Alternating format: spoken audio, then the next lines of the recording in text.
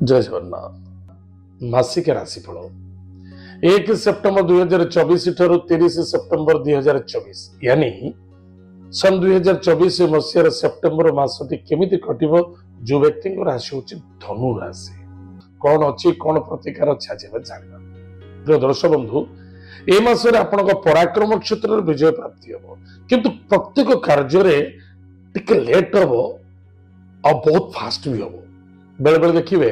कौन सी बिजनेस करुचंती बा कौन सी जॉब करुचंती बा कौन सी कार्य करुचंती पूरा आलस्य अच्छी तो अच्छी और काम चलती तो पूरा फास्ट रे चलती किंतु मन रखिए मंथली सिस्टम रे मासिक देखला बेलू हाराहारी समान आसीज एथि बिल्कुल हारासमेंट होगा आवश्यकता ना जी आपन आवश्यकता से आपण पाखु मिल किंतु मन रखा दरकार मैनेज और मेंटेन ए दीटा को परफेक्ट होगा दरकार अच्छे निजर कमजोर की कौन सी भाई हूँ मित्र हूँ सांग दोस्ती मध्य के प्रकाश करूँ कौन सी कार्य कार्य हो सारा पर प्रकाश करूँ अन्यथा कष्ट साध्य देखा दब सावधान धोखा मिल भाई भौणी सहित तर्क वितर्क आर्गुमेंट करने उचित कौन भाई भौणी स्वास्थ्य बा मित्र स्वास्थ्य को नहीं चिंता देखा दब निजर स्वास्थ्य प्रति निजे जत्न नेबा बहुत आवश्यकता अच्छी माता स्वास्थ्य प्रति ध्यान देवे अचानक माता स्वास्थ्य कमजोरी घटी पारे बंधु बांधव मित्रता मध्य छोटे छोटे कथा को नहीं अशांति असंतुष्टता स्वास्थ्य को नहीं चिंता देखा दब कौन सी क्षेत्र धन निवेश करुँचे भावी चिंती करेंगे गृह कार्य बाधा आसव विघ्न देखा दब कौन सी द्रव्य वस्तु पदार्थ आप बारंबार खोज होते हजि जापे एवं स्मरण शक्ति को नहीं टिके चिंता देखा दे पारे भाग्यर उदय अच्छी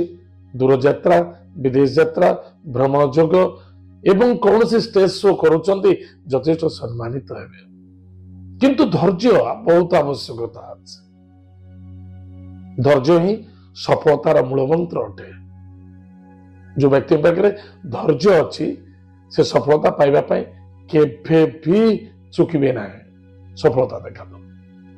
कि मन रखा दरकार कर्म क्षेत्र ए मासरे टिके टोना घसरा रहिबो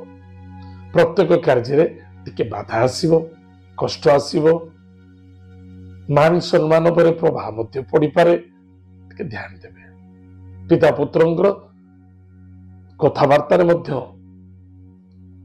त्रुटि देखा दे पारे कर्म क्षेत्र बॉस बा कर्मचारी सहित आर्गुमेंट देखा दे पारे केबे करबा उचित नुहे निज कर्म क्षेत्र प्रति निजे ईश्वर रूप ग्रहण करने अत्यंत आवश्यकता अच्छे मो कर्म ही ईश्वर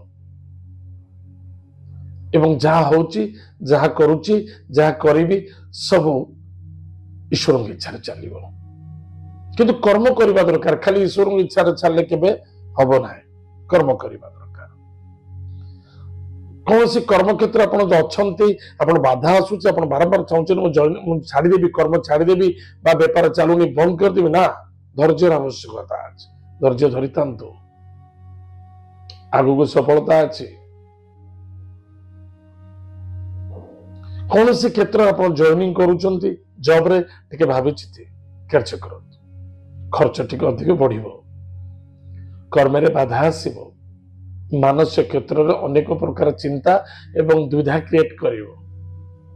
सबल पॉजिटिव चिंताधारा नहीं चलवा निश्चित रूप से आमर सफलता हम भूसंपत्ति क्षेत्र में किसी धन निवेश हम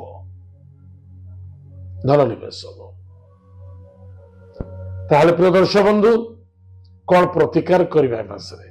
जे आम अधिक अधिक लाभवान हवा सफलता पाइबा आनंद मिल प्रत्येक रविवार दिन एवं प्रत्येक गुरुवार दिन शुद्ध शाकाहारी भोजन करने प्रत्येक दिन भागवत हो बा गीता हो किछि अध्ययन करने गायत्री मंत्र को जप करने गोमाता को सेवा करने आउ गुरुजन व्यक्ति को देखिले प्रणाम कर आशीर्वाद ग्रहण करने या द्वारा आपणकर मंगल हम सफलता देखा दब। प्रिय दर्शक बंधु एत धनुराशि व्यक्ति मानक मासिक राशिफल। जय जगन्नाथ।